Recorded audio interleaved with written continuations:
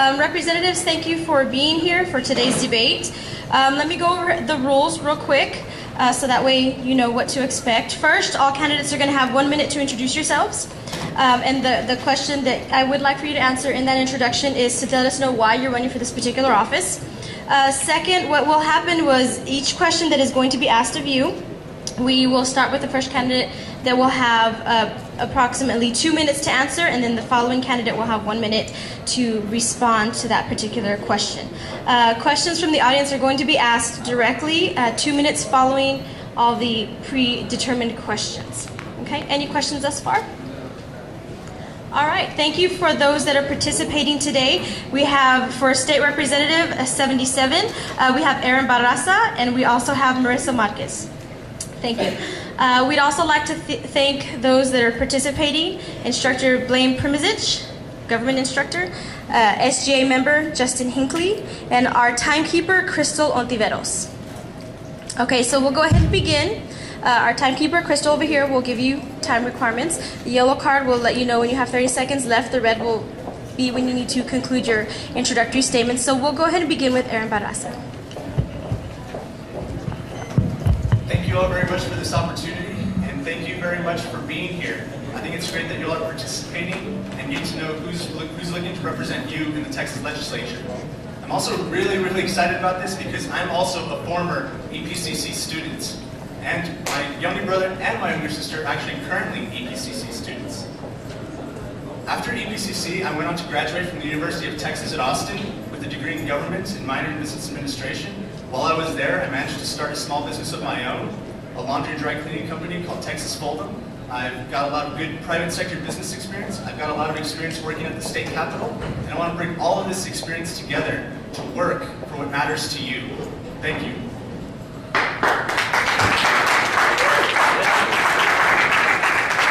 Marisa Marquez. Good morning, everyone. I'm Marisa Marquez, and I'm your current state representative for District 77. I was elected as your state representative back in 2008, and so I've been your state rep for 4 years. I've had the privilege of working with many of you that I see familiar faces in the audience on issues that are important not only to District 77 but to the El Paso community. I am a local El Paso, graduated from school here, and then went off to the University of Notre Dame, where I graduated with a degree in finance and economics. Returned here to my home city of El Paso in 2004. And purchased my first home in Central, and that's the district that I now represent, which is most of Central, the University of Texas El Paso, downtown, and a portion now of Northeast. I'm privileged and honored to be your state rep. I thank you for being in attendance today, and I look forward to your questions.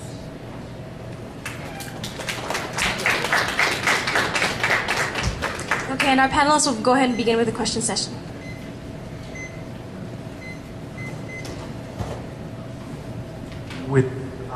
With tuitions and fees increasing yearly, and at an all-time high, what do you intend on doing in an attempt at controlling education expenses to make college more affordable and accessible? Okay, I was very disappointed to see that there was tuition deregulation, but Texas is also really improving. Since December 2009, we've created 440,000 jobs here in Texas, the worst. Since December 2009 was the worst time in our economics crisis. So we have a budget surplus of $1.6 billion from this last fiscal year. We have $7.3 billion in our rainy day education fund. We need to use that money to control, we need to use that money to put into education and control the expenses.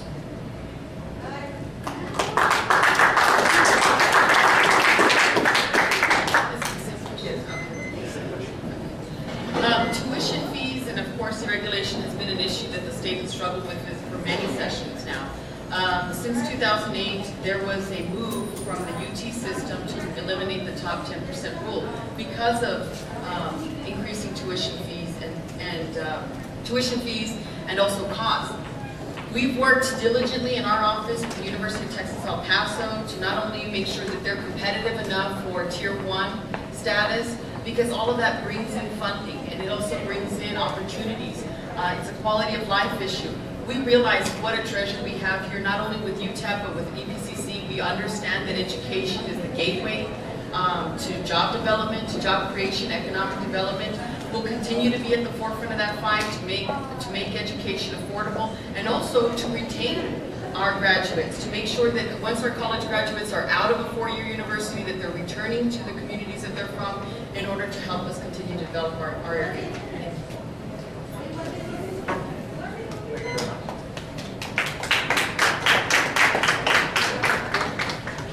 And for our next question.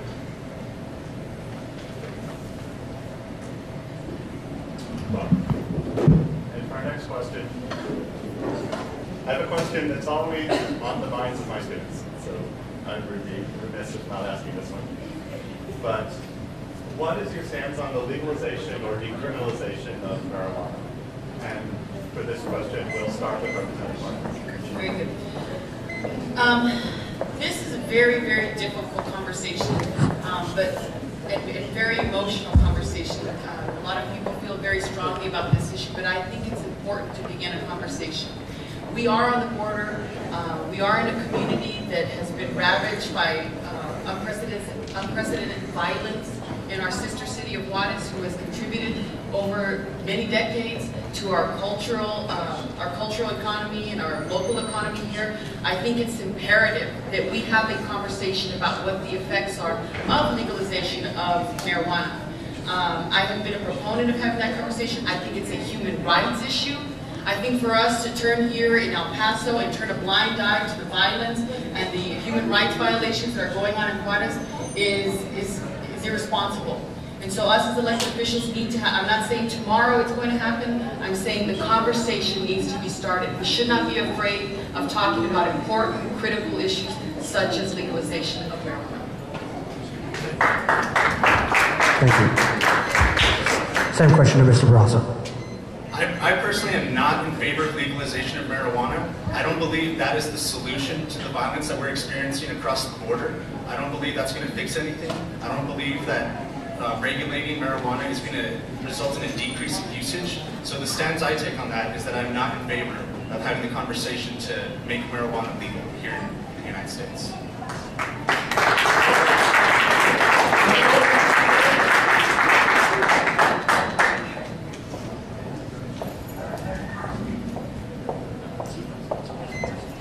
Mr. Barraza, looking at the state mandated meningitis vaccine recently enforced, are there any other policies being considered that could adversely affect enrollment?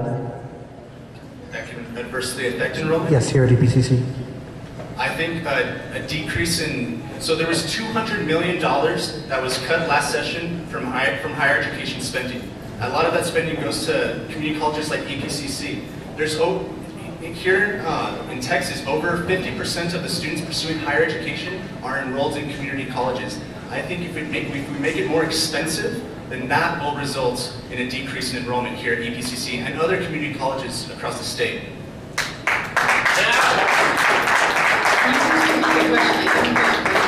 Okay.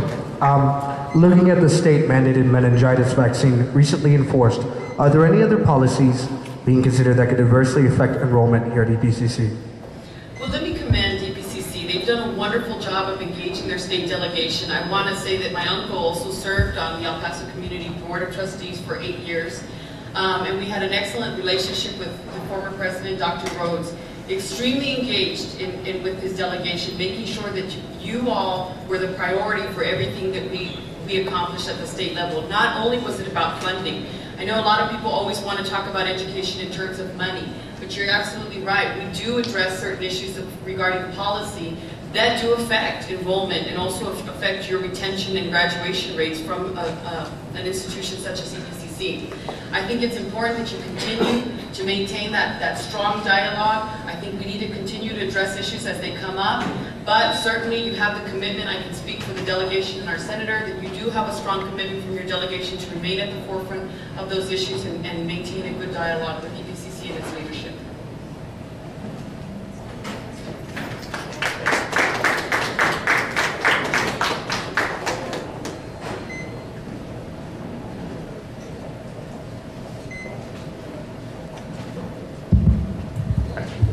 I think we have it this time. Okay, our next question actually concerns job growth within El Paso. And while El Paso's been seen as a leading city in job growth over the past few years compared to the national situation, the question has always remained, how do we bring higher paying jobs into the city to keep our college graduates here and to draw other higher paying jobs into the city? And so we'll start with Representative Barraza. What would be your plans to try to bring businesses or industries into the city for higher paying jobs? Well, I'm not the state representative yet. That's the incumbent right here. My fault, I'm sorry. I meant to start with Representative Marquez. Oh, okay. Great. Job growth. This is a conversation that we've had for many decades about how can we expand on the uniqueness of our border location, how can we expand on making El Paso a player in Texas politics, and we're well on our way. Of course, education. Education is going to be the basis for any type of job growth. How do we recruit big businesses or solid jobs to the border area? How do we capitalize on our location to Mexico and to South America and Central America? How do we capitalize that? Also, we're right in the middle between LA and Houston, which are two great cities, from East Coast and West Coast. Education is going to be a priority. We need to invest in our workforce. If our workforce is not educated, it makes it much more difficult for businesses to expand in this area. So continuing our commitment to not only public education, but also higher education, making sure that Tier 1 is a priority for UTEP. We're almost there with regard to UTEP, $70 million in funding on research. We need to get to that $100 million, and that's why it was so important that we push for the Competitive Knowledge Fund at the state level, which I voted for, and I voted against the budget because of those types of issues. And so continuing with that, we will be able to be attractive and also be able to retain many of those jobs that we end up recruiting to this area. Thank you. So this past session, there was a $5 billion cut from public education. I agree with Representative Marquez. Education needs to be the priority. Education needs to be fully funded. When there was $5 billion cut last session, that adversely affects us here in El Paso. Yes, we have seen an increase in sales, an 11% increase in sales tax this past fiscal year, but El Paso needs more. El Paso needs more than that. We need more growth, and we're going to get it through education. We can't attract these top companies if we don't have a fully educated workforce. And something that I find interesting is that even though there was $5 billion cut this past session from education, the Representative Marquez decided to vote against using rainy day funds for education, for our public school works, for our public infrastructure. And that I do not understand, and that I will not be in favor for. I am strongly in favor of using $7.3 billion that we currently have to better fund education so we can bring more jobs here to El Paso.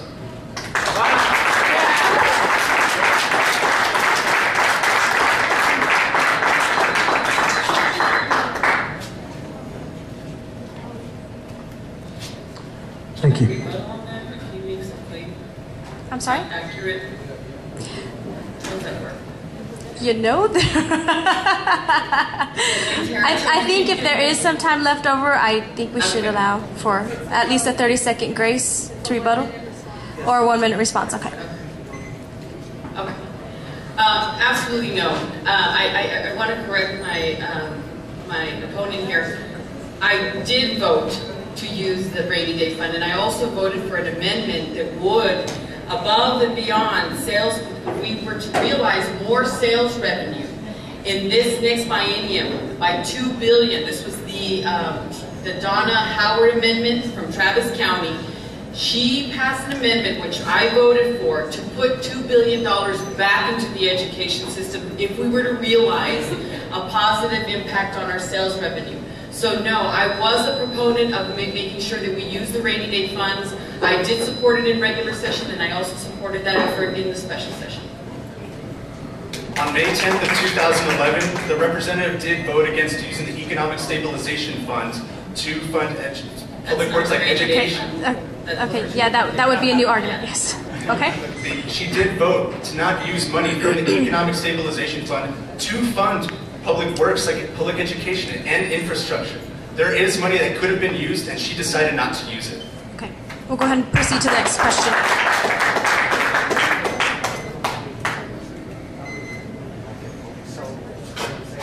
Speak loud.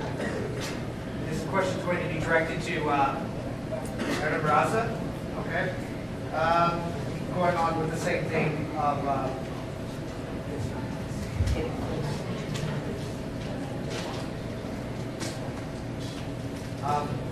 again, going on with economics, how do you propose to compensate lost financial aid for the 60% of El Paso students that are now struggling to provide for lost funding due to budget cuts?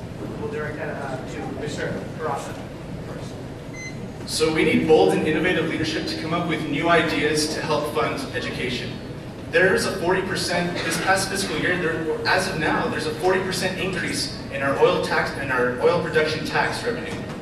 In 1989, there was a tax incentive given to natural gas companies. Those tax incentives are no longer needed. So because we still have those tax incentives, we are losing $2 billion between 2010 and 2011 alone. That $2 billion would have been enough to fund the growth in our public education system. So if we end these tax incentives, if they pay the same amount of tax that everyone else does, then that's one bold and innovative solution that we can use to properly fund education. This is an important issue that comes up often with regard to higher ed. And of course, there was a margins tax that was passed in 2006 that wasn't paying its fair share.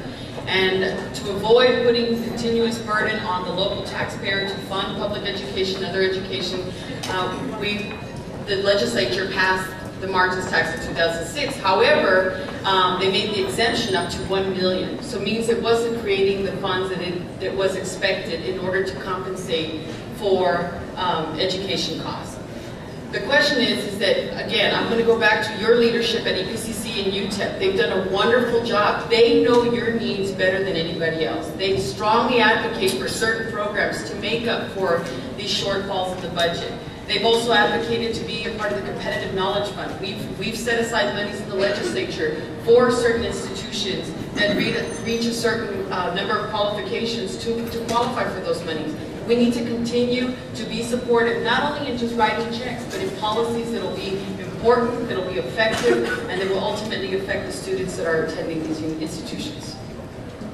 Yes, Candidate Barraza. Actually, being a business owner myself, I know that if your company generates less than $600,000 a month, you are also exempt from the margins tax. I'm in favor of keeping that because small businesses are the backbone of our economy. I don't believe we should raise taxes on these small businesses. I produce sales tax. I work on a quarterly basis with the Texas State Comptroller's Office, and the Texas State sales tax provides up to 50% of the Texas State budget.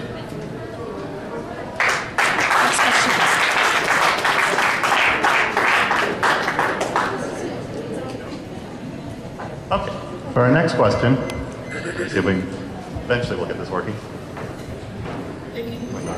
Okay. For our next question, other than the issues already discussed, what will be your priorities for the next legislative session? And for this question, can we start with Representative Marquez? Absolutely. What I've always said, and what my motto is, this election cycle is doing more for El Paso. I want people to have discussions with their legislators about issues, but I want you also to understand that as a state rep, I made a commitment 4 years ago to be an effective leader, to be present in my community, and to make sure that El Paso was a priority in Austin politics. And I've done that. And I've done that, and I'm very proud of my record. I'm very proud of the constituent work that I do. Many people say, well, let's talk about the votes in Austin. That's about 25% of what we do as state reps. We spend most of our time, 3/4 of our time in this district, making sure that we're addressing the needs of those that we represent in Austin. We're making calls to help people navigate through health and human services. We're making calls to make sure that people understand what financial aid and what are those changes. We do work with correctional system. Many people don't want to talk about that because it's not a fancy part of the state legislature or state budget. But we do excellent work on correctional rehabilitation of prisoners. That's a huge part of our state budget, but many people don't want to talk about that. And so I'm here to say I want to continue the work that I do. I'm very proud of the work we've done these past 4 years. I want to expand on ethics, transparency in government, of which my opponent has been critical of. There is a cost to corruption. To say simply that people are already doing it, we wouldn't have 4 people indicted and arrested on the school board. It's important that we continue to restore public trust, and we need to do that not only at the local level, but I will continue to support that at the state level. And that's why I want to continue. I want to continue being your state rep because I'm proud of the work we've done. We need to do more on colonias. We need to set the standard and the pace for across the state. El Paso is now a player. El Paso is now being recognized at the state level for our passion and our commitment to productive solutions, not only to El Paso, to the border area, and it's expanding statewide. I'm proud to be a part of that, and I will continue to do so, and you have my commitment.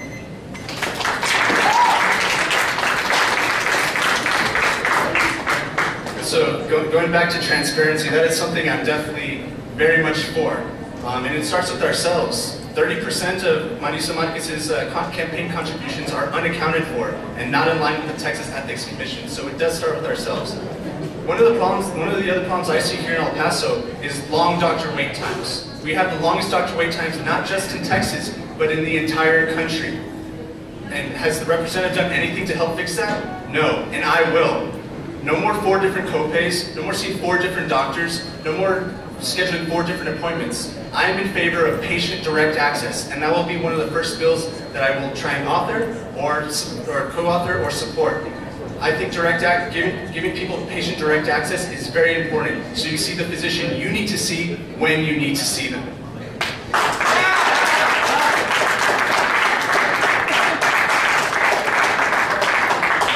Okay, recognizing that that's all the questions, we're going to go ahead and open up the questions to members of the audience. If you'd like to ask a question, Darcy will hand you the microphone, or if you'd like to come up here so she can hand you the microphone so that you can ask the question of the candidates.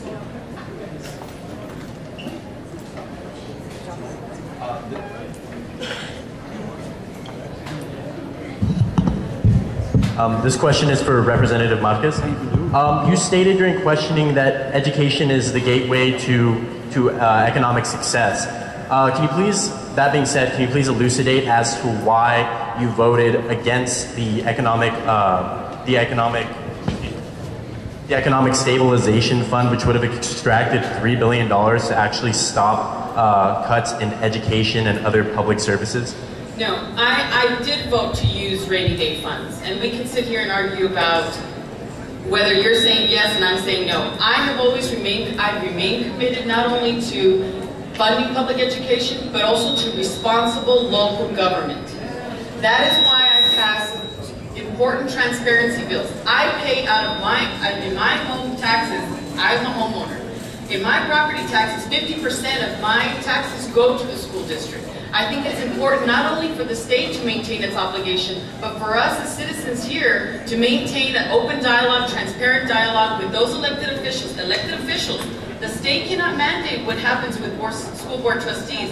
It's up to you out there, the constituent, the homeowner, the voter, to hold these elected officials accountable. I will continue to support those types of initiatives. I don't see it as expensive. I think it's important. There is a cost to corruption. There is a cost to indictment. There is a cost to having the FBI be our internal auditor.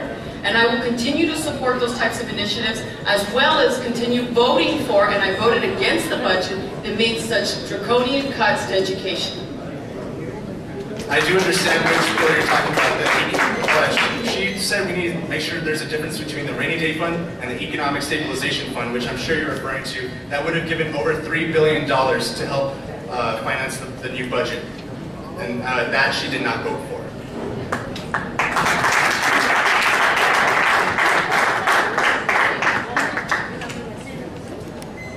Other questions?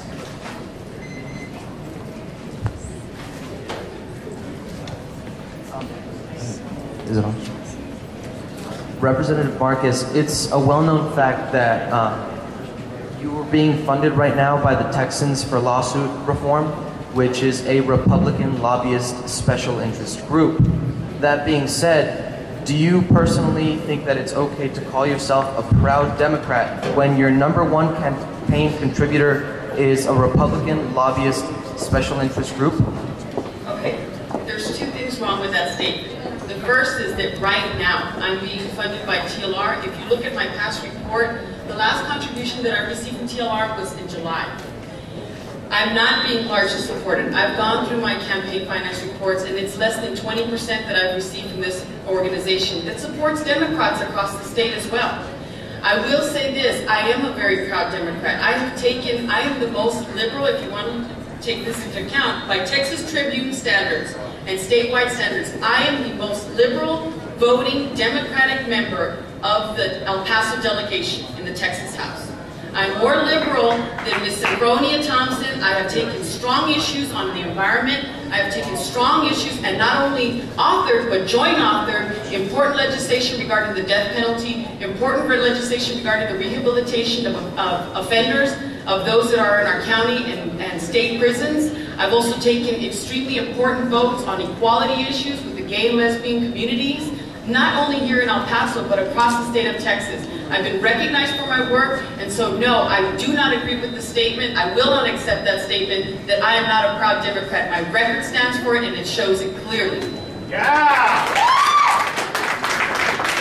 The TLR is her #1 largest contributor. The TLR, their claim to fame is passing the TWIA bill. Representative Marquez was one of only 5 Democrats, 4 of which are funded by the TLR, who voted for that bill.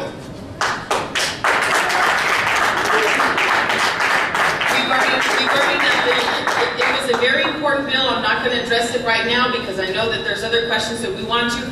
But absolutely, I voted for the TWIA because it was important to those that pay into this system across the state. It was alleviating the pressure on those that choose to have their home in high-risk areas.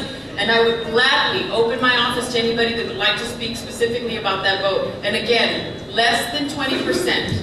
Less than 20% that I receive contributions from TLR. They are still her largest donor, and 20% is 1/5. So if 5 people are contributing to her campaign, one of them is a Republican.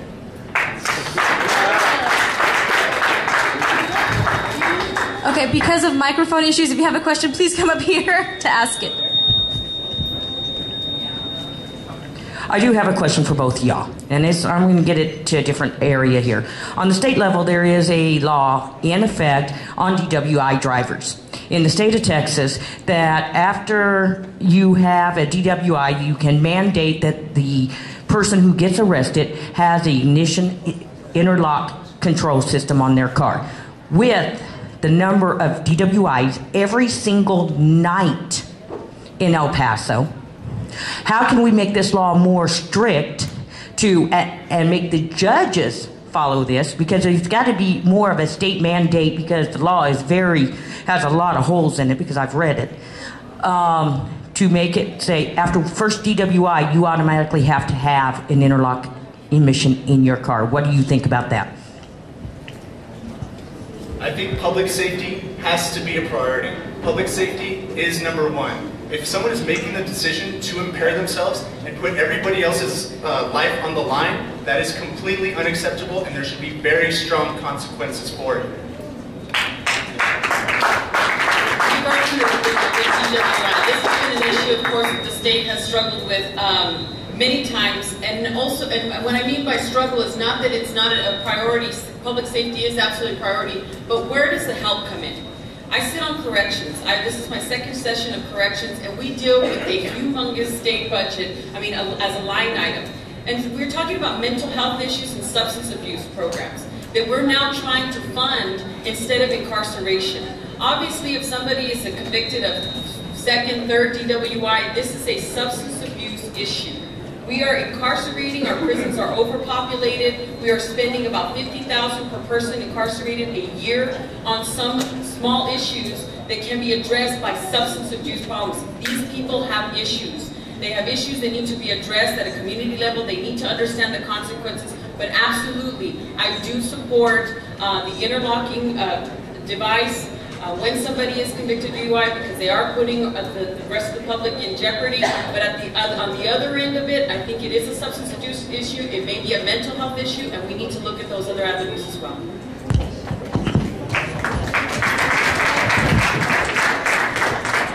A follow-up question to a previous question about ties to the GOP. Mr. Barraza, the only campaign that you worked on locally in El Paso was, in fact, for a Republican, D. Margo. Would you address that? And Representative Marquez, your record voting in Austin has been criticized by your opponent, yet your opponent's never cast a vote in any election ever. Would you address that? quick. I'm 23 years old. I was 17 years old when I left home to enroll early at the University of Texas at Austin. During that time, I got my bachelor's degree in government. I started a small business. And now that I'm back home and have a much stronger understanding of business, the private sector, and public policy, now I am well informed to make a vote and to participate in politics. In regards to working with Representative D. Margo, I was still in school at the time. We had just taken a political communication course. He was a friend of a family friend. I knew he was running in a Republican primary against Jay Clayburgh. I decided to set up his Facebook and his Twitter. As soon as the Republican primary happened and he won, I discontinued working for him, as to make sure not to help him in any way go against Democrat Joe Moody. And those are very important questions that need to be brought to light. I think it's extremely important that, yes, they've been critical of I am still the most liberal voting member of the Democratic delegation here in El Paso County, and I'm very proud of that record.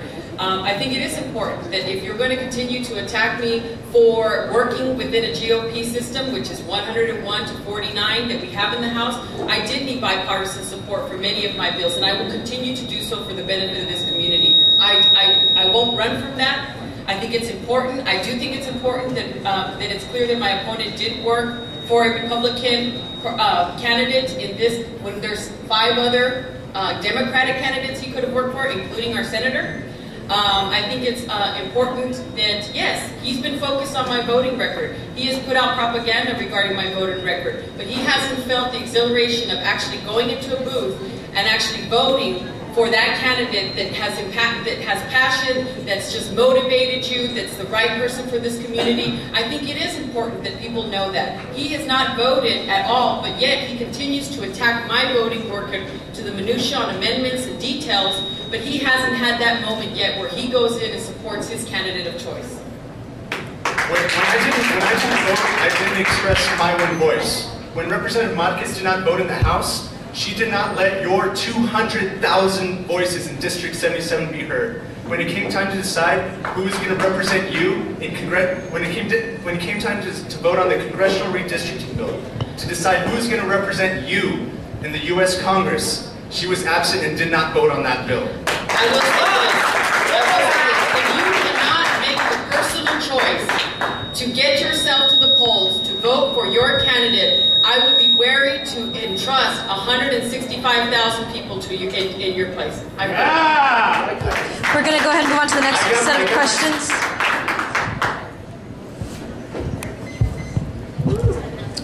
Hey, excuse me.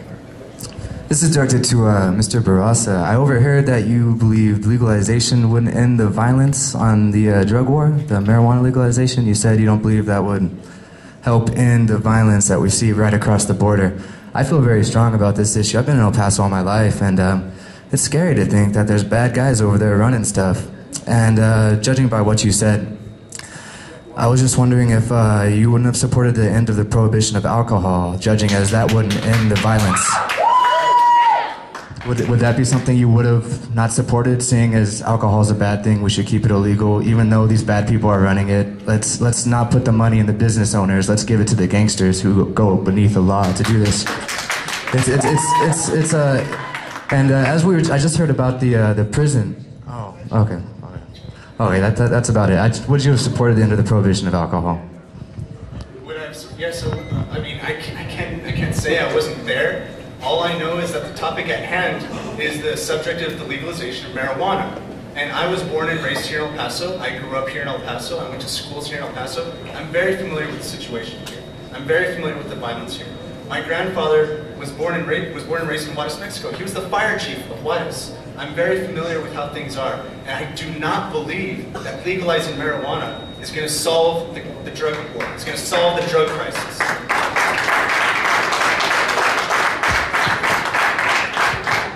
This is addressed to Representative Marquez. As you're aware, there is new congressional districts, and on the far east side, the new district lines leave fellow El Pasoans out of the El Paso district. I am wondering why you kept you voted against, or not voted at all, keeping these El Pasoans in the El Paso district, because now these El Pasoans are in the San Antonio district. It clearly directly affects them, because now the legislation that is written in San Antonio does not keep these El Pasoans in mind. I voted against that in the second reading. I was absent and excused for the third reading, to clarify. So I am on the record of voting against it. With regard to the representation between District 23 and 16, so what was your question exactly? Your question was why were people, you felt that people were disenfranchised by being put into another district? Yes, under SB 4, it leaves the far east El Paso. It puts them under the new San Antonio district. We advocated very publicly, and so I'm on the record several times in the El Paso Times as advocating to keep the congressional district to El Paso County. We also wanted to do that with the Senate, and I've said it publicly before. Also, the question was in regard to the 5 state seats, the House seats, that we wanted to maintain because we were afraid that we were going to lose population, and actually District 75 was going to move into Pico Gallegos. So we were very, very vigilant about maintaining solid representation in El Paso County. That has always been my commitment. I have always been on the record. And I do want to put the fallacy to rest that I was not there to vote for SB4. I was there to vote. It was on second reading, and I can certainly provide you that information if you need some. Thank you. Hi, this is a question for you. I'm not sure what your name is. But obviously we've already established the fact that when you decriminalize something, it lowers the crime. Number 2, the AMA would never approve of us legalizing medicinal marijuana because obviously the money they generate from treating patients with medical means instead of marijuana, which would work, is obviously not going to fly. Number 3, why not legalize marijuana, regulate it, take the taxes to pay for our schooling? You asked me for my position on legalization. No, we already know what your position is. I have given my position on the legalization of marijuana. And ma'am, how do you feel about that? I'm for opening the conversation about it. I've given you a stance. I've told you a yes or no stance. I think you're asking her if she's going to give a yes or no stance. Is that correct? Okay, well, your stance doesn't make sense. That's what I'm just asking. Are there any other questions from the audience members?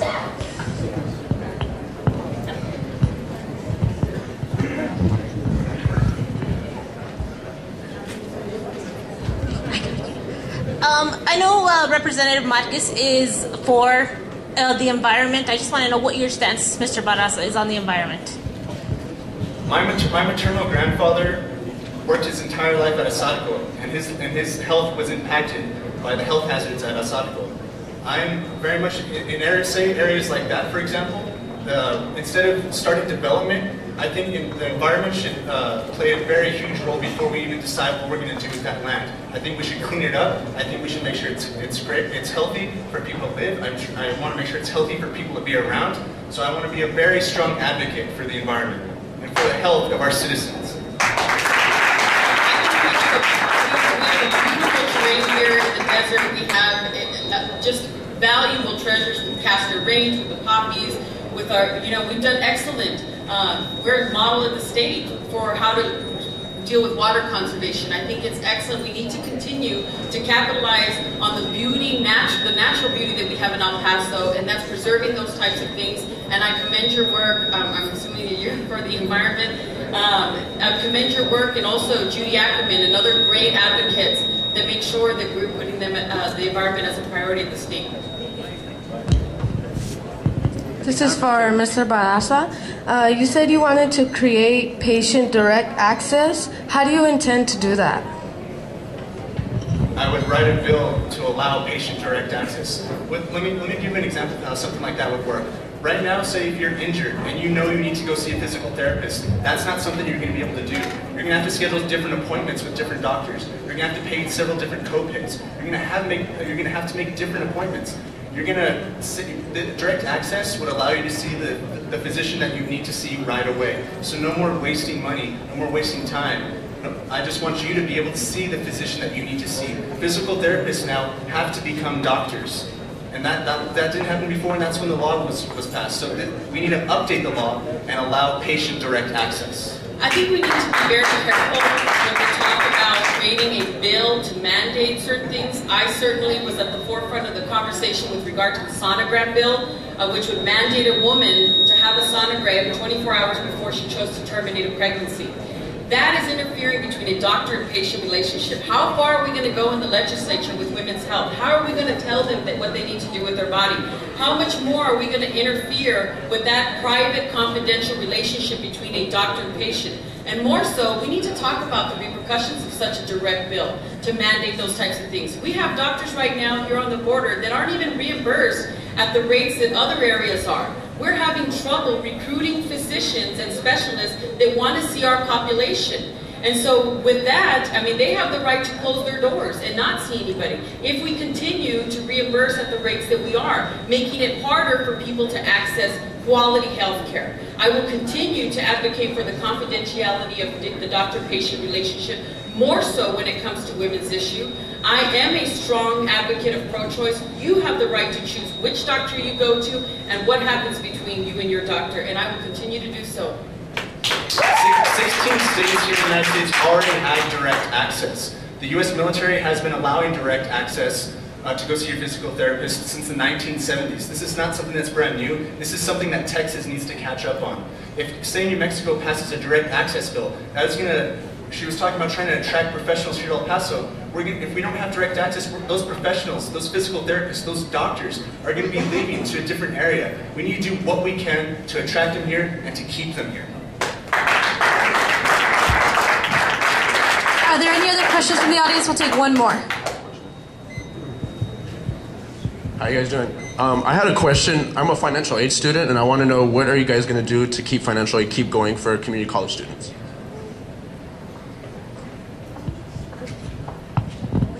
Are you addressing first? Okay. Well, we'll go ahead and start with Ms. Barraza. I'm strongly in favor, okay, Texas is doing much better than we were. December 2009, like I said, was the worst time in our economic recession. We've gained 440,000 jobs since then. Sales tax revenue is up 11% just this fiscal year. Oil tax production revenue is up 47% this fiscal year. We ended last fiscal year with $1.6 billion surplus. There's $7.3 billion in the rainy day fund. We need to use that money. If we make education a priority, we need to use that money so we can keep funding education, so we can keep giving you financial aid. I worked during college as well. I know what it's like to struggle and go through the hardships of working during college.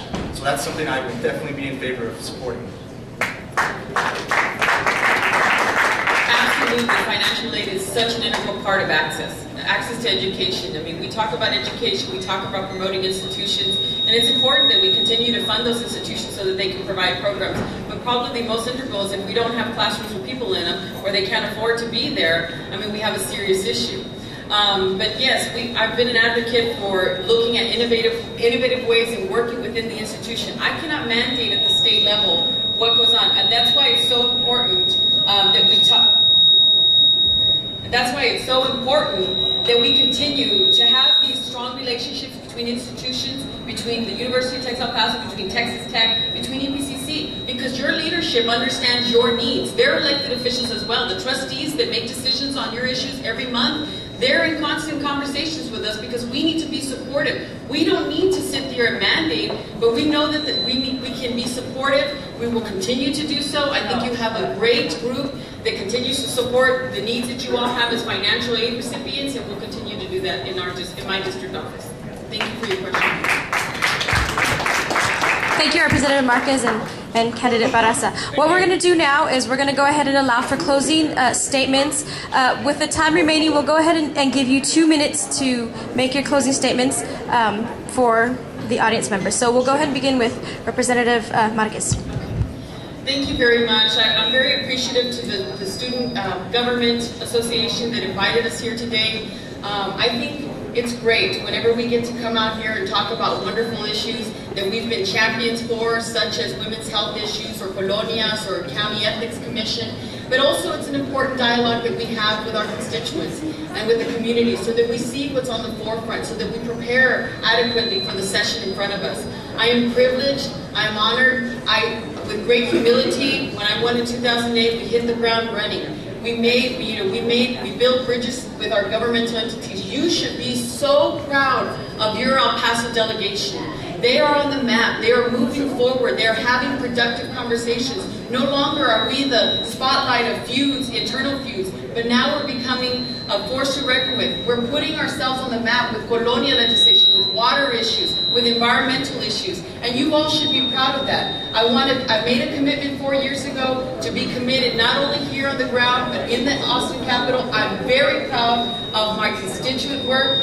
We take constituent work from all over El Paso County, not just our district. We sit down with people to talk about those particular issues, and so I'm very proud of the over 1,300 hours we put into just 138 cases. And we will continue to do so because I understand what my obligation and my priorities are. It's this community, and I will continue doing so in the future. I appreciate it, and I'm privileged again, humbled, and I thank you.